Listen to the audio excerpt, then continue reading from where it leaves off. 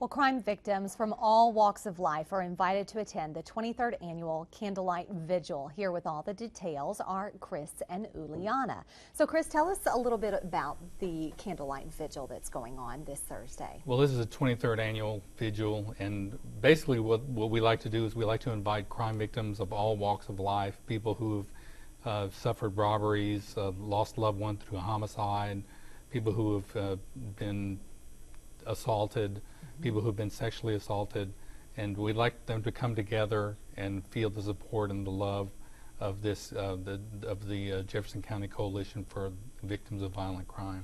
And Uliana, this year you are actually the guest speaker, yes, but a little bit different because your family has been impacted by crime. Yes, my husband, Jesse Dwaron, is a victim of violent crime, and actually this April is 30 years since he was almost murdered by two men. And so I'm going to be speaking about what it's like to live with a victim of crime, and also about how he has dealt with that victimization and how he's used it to be a more positive, tried to turn it into something positive.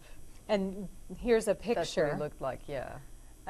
Of what he actually was going through. Kind of tell us what he went through, what happened 30 years ago. He was in a van with two other people, and he was attacked by these people. They were actually driving down a road, and they hit him in the head a few times with a hammer, and then tried to force him out of the van as it was moving, and he got tangled in the seatbelt and was dragged for some distance, and then finally freed himself from the seatbelt and was left lying in the road as they took off. So, wow, 30 years later, obviously something that the family has gone through over the course of time. We were talking during the break, not anything that you knew about whenever you first met, but something that he told you about eventually. That's right, exactly. And something that you've had to live with, and he's had to live with, something that you've grown together through.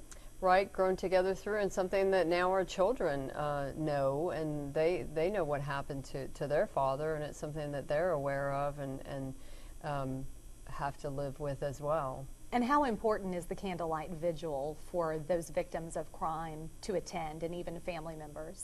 I think it's very important. I think it's a part of a healing process. As Chris said, I think it's important for people to feel the love that they are not alone. I think probably when you're a victim of crime, you must feel really alone and afraid, and to know that there are other people that feel the same way, that have experienced the same thing. They can understand you a way that other people can't, perhaps. So I think it's very important, and I would encourage people to come. So when is the Candlelight Vigil, Chris? It's going to be Thursday at 6 o'clock at the Jury and Paneling Room in the old courthouse. I mean the new courthouse, sorry. Okay, easy enough, and anybody and everybody is welcome to come. Yes, and well, there'll be music, there'll be a slideshow of crime victims, and what, you know, how they passed, or you know, what they suffered, and so it's a very moving experience. And a healing process as well. Chris, Uliana, thank you both for coming. We appreciate it. We'll be there on Thursday night as well. Thank you. And coming up next on Live at 5, it's our weekly look at what's hot online. Trending Tuesday is next. But first, a look at who has won tickets to the Christus Live Well Women's Conference, including our grand prize winner.